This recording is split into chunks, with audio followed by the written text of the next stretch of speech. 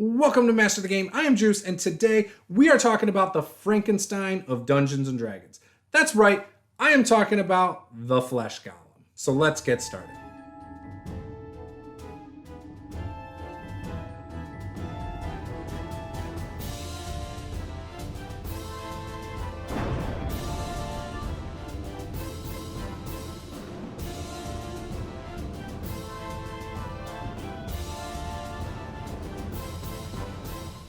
So currently in my online Twitch stream over at twitchtv.masterthegamerpg, we just fought a Flesh Golem. So I gave them the Flesh Golem as a guardian in a Druid Lich lair. I've been wanting to do this Golem video for a little while now, and part of it is because with Halloween coming up, I really wanted to explore the Frankenstein of D&D. If you were to say, what monster is Frankenstein? He is a Flesh Golem. He's created through some kind of mad scientist or a witch, or in my case, in my game, a druid lich with a purpose. The lightning created him. He's not your smartest character. A flesh golem's not your smartest, being basically as smart as a toddler. They're basically muscle.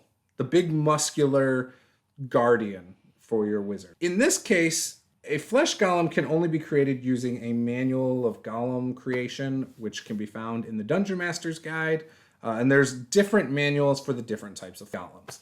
Flesh golem being one, you have an iron golem, a clay golem, and so on. I've always thought golems were actually pretty cool. I've enjoyed them. For example, there's one in Dragon Age Origins. I really enjoyed using the golem in that game. I thought he was hilarious. And I think they can be used in a lot of fun, creative ways in your games. Now, the flesh golem in here is basically just a hardy monster. Has really no good mental stats. His dex is weak. He's very easy to hit. But the thing about him, because he's created through magic, even though he's just a lump of skin and fat and whatever, he's not... You would think he'd be very easy to kill, right?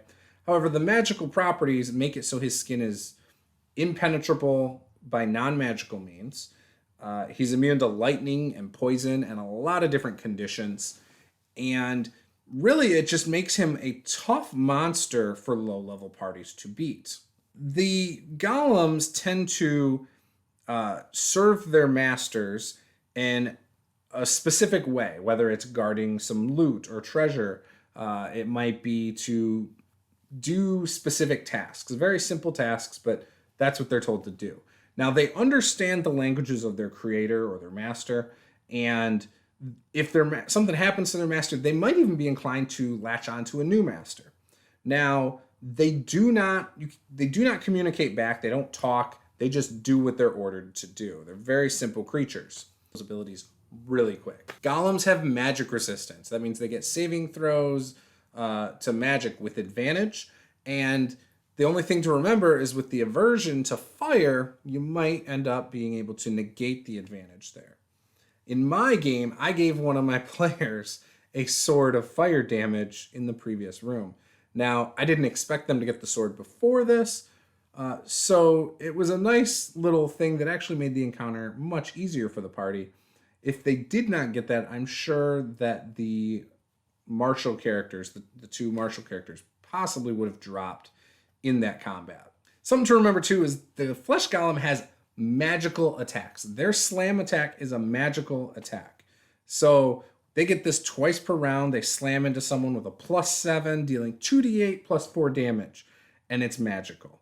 So this might get by certain spells or certain resistances that your party might have, especially if they're a higher level. And so golems could be used to kind of whittle away at that.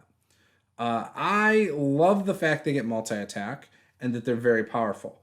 Throwing them at a third level party was actually a very effective use of this monster. And short of the fact that if they didn't have that fire damage from our one martial character's sword that they got, I think it would have ended up being a very difficult encounter, which is how I intended it. But the players actually fought this very well, using some decent tactics, such as trying to trip it, and using, obviously a fire sword was very helpful. The other two characters have used fire damage all throughout, both our wizard and our sorcerer have been using firebolt constantly. So obviously I knew they were going to be effective. What I'm saying is the flesh golem is very effective in lower levels. I would probably try to stay away from throwing a flesh golem at a first or second level party, because there's a good chance if your party does not run after one round that you might get a TPK. But if you're hitting third or fourth level, if your characters are smart tactically, they could destroy this creature. Now, he's a CR5, so obviously he's supposed to be too tough for a first or second level party. The amount of hit points they have is really high. They have 93 hit points. So for a first or second level party, they're not going to be able to hang with that. Once you hit fourth, fifth level, you're in the prime zone of using flesh golems. The hit points, though, while being that high, they are still very easy to hit as long as you have a means to get past their physical immunities. So an armor class of 9 is nothing. I mean, your players should hit it every single time. It's the fact that, again, bludgeoning, piercing, slashing won't hurt it. So if you have been stingy on your magic items, you can make for your martial characters to really struggle here, but make for your spellcasters to do awesome things. And this is a good monster to switch up the pace of your games. If you've had players that are martial just blowing through the monsters in your dungeons or in your encounters in general, and you want to allow the wizard and the sorcerers and other magical characters to do something, again, this is the perfect monster. Now, one of the things I like to do is I like to switch things up. Part of the thing about the way I run games is I don't like to run things exactly out of the book. Now, I ran my flesh golem out of the book. However, there's nothing stopping me from adding in that, hey, this flesh golem was made with troll flesh. Now they get regenerative properties. Not like a troll exactly, but maybe a lesser version of it. Or I might use something such as a zombie. Maybe some of the flesh came from zombies, right? Now they get that undead fortitude. That would be extremely cool to use. The players will be like, oh yeah, we dropped the golem, cool.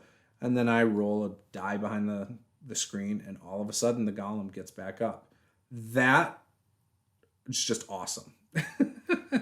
So I would like to encourage you guys to try some of these things.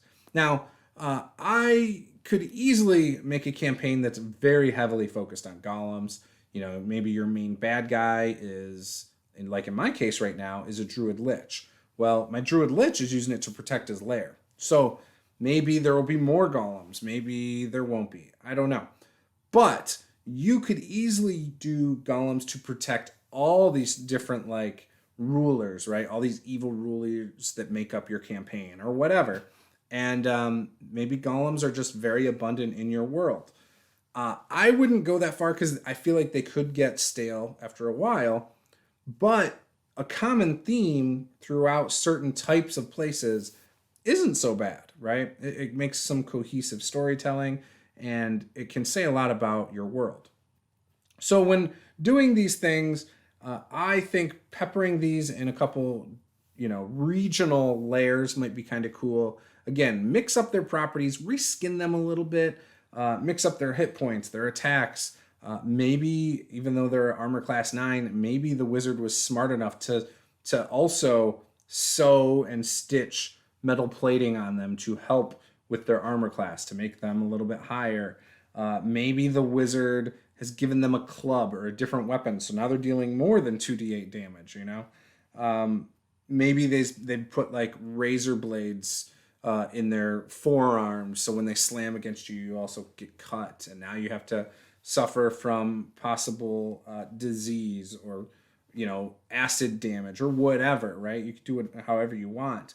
I think there's some cool ways you can reskin this and reflavor it for your games. So if any of these ideas sound interesting, or you've got some of your own, please comment below with what they are, what you're going to use, maybe how you're going to reskin it. I would love to hear that. That's some of my favorite stuff about being a dungeon master, is reflavoring some things and hearing from my players, yeah, I loved how you used this monster. It's not how I would have thought to use it, but it made it much more enjoyable for me. I love stuff like that. So I love hearing about that from my players. So again, would love to hear what some of your ideas are below. If this is your first time here, I hope you will smash that subscribe button, hammer that like button. This was Master the Game. I am Juice. Game on.